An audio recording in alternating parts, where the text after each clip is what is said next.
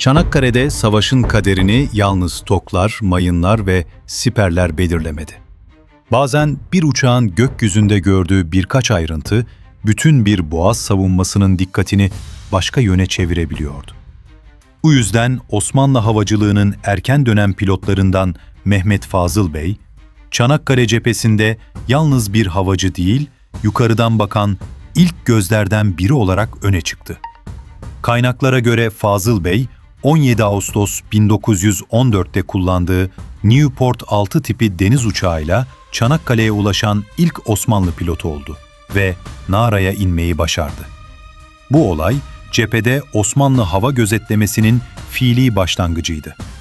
Fazıl Bey'in Çanakkale'deki görevi, bugünün diliyle yalnız uçmak değildi.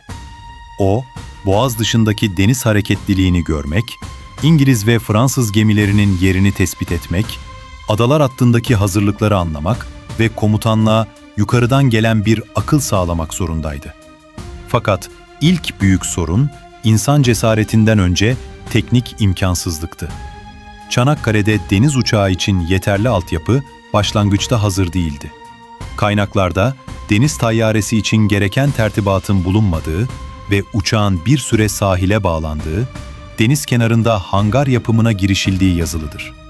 Bu, Osmanlı hava keşfinin daha baştan eksik imkanlarla yürüdüğünü gösterir. Yine de Fazıl Bey uçtu. Kaynaklara göre onun Çanakkale'deki ilk keşif uçuşu 5 Eylül 1914'te yapıldı.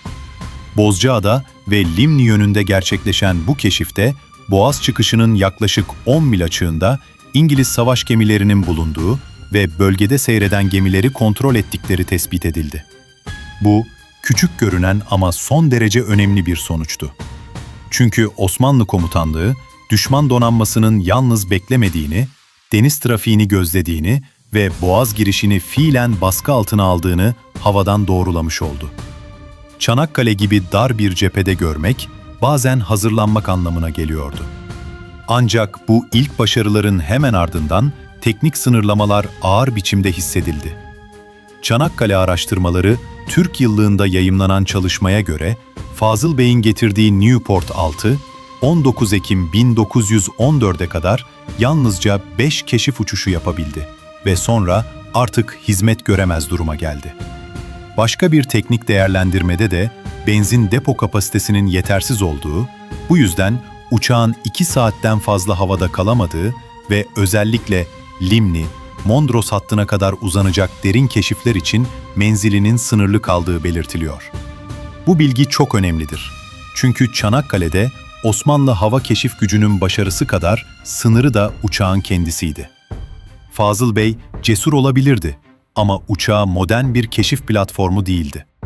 Fazıl Bey'in Eylül ve Ekim 1914 boyunca gerçekleştirdiği uçuşlar, kaynaklarda sık sık arıza yapan uçağına rağmen ifadesiyle anılır.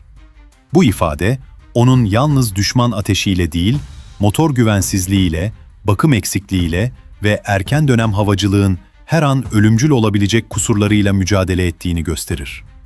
Çanakkale Savaşları Ansiklopedisinde, Fazıl Bey'in bu arızalara rağmen Bozcaada ve Limni bölgesinde düşman donanması üzerine 150 metreye kadar alçalarak çok önemli bilgiler topladığı belirtilir. Bu yükseklik, bugün düşünüldüğünde son derece tehlikelidir.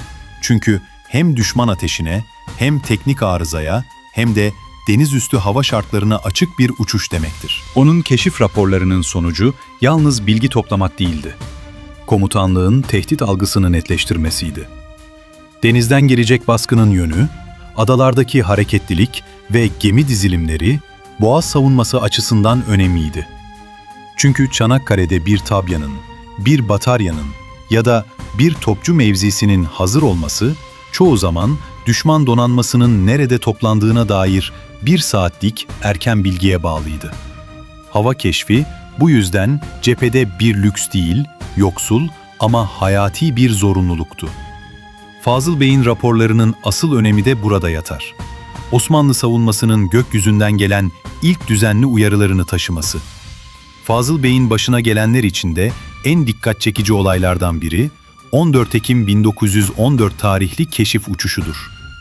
Hava savaşı tarihi üzerine yazılmış ikincil kaynaklarda Fazıl Bey'in İmroz ile Saros Körfezi arasında keşif yaparken düşman donanmasındaki gelişmeleri kontrol ettiği, dönüşte Boğaz'ın hemen dışında İngiliz torpido botları ve bir denizaltı gördüğü, üzerine ateş açıldığı ancak herhangi bir hasar almadığı anlatılır.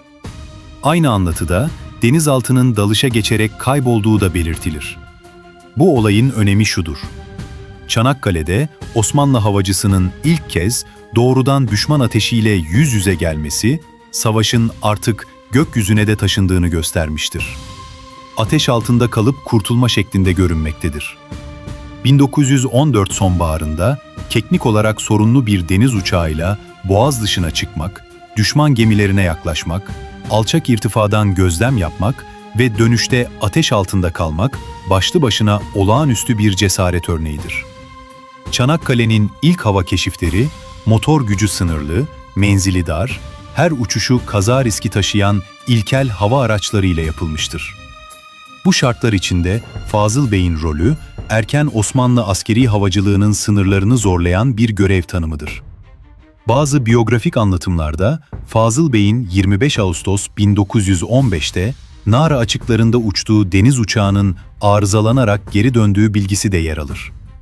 Bu tür biyografik metinler, onun Çanakkale'deki görevinin özellikle İngiliz deniz üsleri ve denizdeki düşman hareketliliğini gözetlemek olduğunu vurgular. Bu veri, doğrudan harp ceridesi kadar güçlü, birincil belge yoğunluğunda görünmese de, Fazıl Bey'in Çanakkale hattındaki hava görevinin sürekliliği ve tehlikesi açısından dikkate değerdir. Burada yine kesin olan şudur: onun en büyük rakiplerinden biri yalnız düşman değil, uçağın kendisiydi. Fazıl Bey'in Çanakkale hikayesini daha çarpıcı yapan şey, onun yalnız ilk gelen pilot olmaması, aynı zamanda Osmanlı havacılığının erken dönem öğretici ve savaşçı karakterini birlikte taşımasıdır. Hacettepe Türkiyat Araştırmaları dergisinde yayımlanan biyografik çalışmada, onun Türk Hava Ordusu'nun yetiştirdiği ilk 15 pilot arasında yer aldığı, 1912'de hava sınıfına geçtiği ve İngiltere'de Bristol Hava Okulu'nda eğitim aldığı belirtilir. Bu bilgi, Çanakkale'deki keşif uçuşlarının tesadüfi değil, erken ama bilinçli bir askeri havacılık birikimine dayandığını gösterir. Fakat bu modernleşme arzusu, Çanakkale göğünde sürekli olarak yetersizlik duvarına çarpıyordu. Uçağın benzin kapasitesi düşüktü, arıza sıktı. Yedek parça sınırlıydı. Deniz uçağına uygun altyapı eksikti. Buna rağmen keşif yapılmak zorundaydı. Çünkü 17 Mart 1915'te Çanakkale'ye yeni bir uçak ulaştığında ve 18 Mart sabahı ilk keşif uçuşunda İtilaf donanmasının saldırıya hazırlandığı anlaşıldığında Osmanlı komutanlığı bir kez daha havadan gelen bilginin değerini gördü. O uçuşu Fazıl Bey yapmadı. Fakat 17 Ağustos 1914'ten beri o hattın mantığını kuran isimlerden biri Fazıl Bey olmuştu. Başka bir deyişle 18 Mart sabahı gökyüzünden düşmanı görme kabiliyeti bir gün içinde kurulmamıştı. Fazıl Bey'in ilk uçuşları bu kültürün başlangıcını oluşturmuştu. Osmanlı pilotu Fazıl Bey'in keşif raporlarının sonucu bir zaferin tek başına sebebi değildi ama savunmanın gözünü açan ilk işaretler arasındaydı. Çanakkale'de savaş çok cepheliydi. Mayınlar denizdeydi. Topçular tabyalardaydı. Piyadeler sırtlardaydı. Pilotlar ise daha o yıllarda göğün henüz çok genç olan savaş alanında hem düşmanı hem kendi makinelerinin sınırını test ediyordu. Onun hikayesi aynı zamanda şu gerçeği de anlatır: erken askeri havacılıkta kahramanlık, düşmanı vurmak kadar düşmanı görmekti. Çünkü görmek, rapor etmek, zaman kazandırmak ve komutanın dikkatini doğru yöne çevirmek de bir savaş başarısıydı. Fazıl Bey'in uçuşları bu yüzden yalnız bir havacılık anısı değil, Çanakkale savunmasının bilgi cephesinin parçasıdır. Ve belki de en dokunaklı taraf şudur: bugün Çanakkale denince akla top sesleri gelir. Ama o top seslerinden önce Boğaz'ın üstünde tek başına dolaşan küçük bir deniz uçağında bir pilot vardı. Rüzgarla boğuşuyor, motorun her sarsıntısını hissediyor, aşağıdaki düşman gemilerini sayıyor, geri dönüp bunları rapor ediyordu. O raporlar bazen birkaç satırdı. Ama o birkaç satırın ardında erken Osmanlı havacılığının bütün yalnızlığı ve cesareti vardı.